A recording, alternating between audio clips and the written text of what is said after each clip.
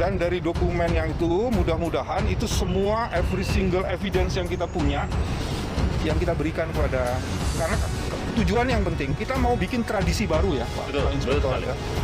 Tradisi baru bahwa governance itu harus betul-betul bertanggung jawab pada proses yang harus dilakukannya. Jadi kita kasih semua dokumen itu. Ya, classified dan confidential itu juga kita berikan untuk penegak hukumnya. Pilih mana yang lebih elegan.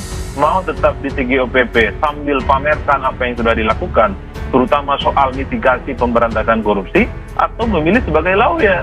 Jangan hanya karena misalnya jabatan di DKI tinggal setahun setengah, hal-hal yang sifatnya tidak etis, hal-halnya yang bertabrakan dengan akhlak berorganisasi, itu dilanggar. Lalu kepada siapa kita berharap contoh yang baik? Kira-kira begitu, RKP-nya ya kan? Nah, jadi pertanyaannya, kalau memang ada terobosan-terobosan yang cukup baik, itu harusnya dipublis aja. Nggak ada masalah kok orang dibayar dari orang dibayar dari anggaran yang sumbernya dari anggaran masyarakat, otomatis mau tidak maupun buat momen itu penting supaya apa? Supaya TGOPP tidak menjadi beban gubernur juga. Mau misalnya teman-teman DPRD gemes banget sama TGOPP juga tidak bisa menyentuh kan? Karena memang otoritas. Cuman pertanyaannya, sinyal yang diberikan oleh teman-teman DPRD ini ditanggapi tidak oleh Pak Gubernur? Atau yang merespon hanya Pak Wakil Gubernur? Jadi ini kan persoalannya, ada persoalan komunikasi gitu. Terakhir mereka melakukan renegosiasi mengenai MOU dengan Formula E yang dari 5 tahun berubah menjadi 3 tahun, dari harga yang 2,3 menjadi 560 miliar. Tapi itu juga transparan. Jadi kalau dikatakan ada itikat baik, ya harusnya ke rakyat ini itikat baik, dalam hal ini DPRD. Bukan kemudian dengan hukum kemudian harus berbicara, harusnya ada kesadaran gitu. Jadi saya tidak merasa ini ada itikat baik.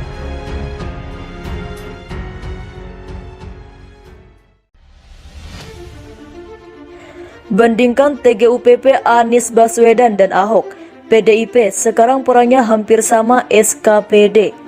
Anggota Komisi A DPRD Dewan Perwakilan Rakyat Daerah DKI Jakarta Gembong Warsono membandingkan TGUPP tim gubernur untuk percepatan pembangunan zaman Anies Baswedan dan Basuki Cahayapurnama alias Ahok.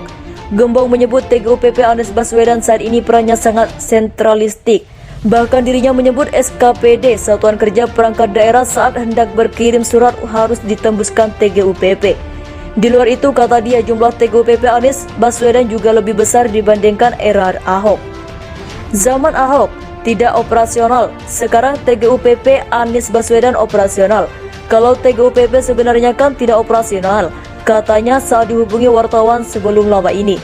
Oleh karena itu DPRD, kata dia, sepakat untuk mengurangi anggaran TGUPP yang sebelumnya diusulkan akan mendapat 19,8 miliar rupiah pada APBD 2022 mendatang menjadi hanya 12,5 miliar rupiah.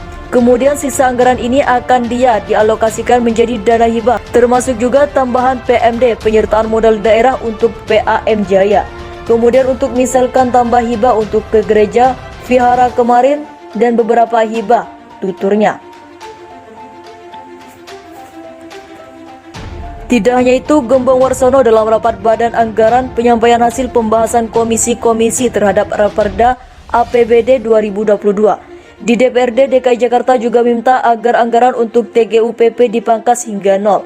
Kami rekomendasikan alokasi anggaran TGUPP yang jumlahnya 19 miliar untuk di-drop, dinolkan, katanya. Tidak hanya itu, Gembong Warsono juga meminta agar TGUPP tidak menggerogoti APBD Pemprov DKI. Di sisa akhir masa jabatan Anies Baswedan, Gembong Warsono tidak mempersalahkan untuk menggunakan jasa TGUPP. Namun yang paling penting, kata dia, jangan sampai peran TGUPP ini dapat mengganggu jalannya kerja SKPD. Ahok berhasil buktikan kalau kualitasnya jauh di atas Anies yang cuma pinter muter-muter.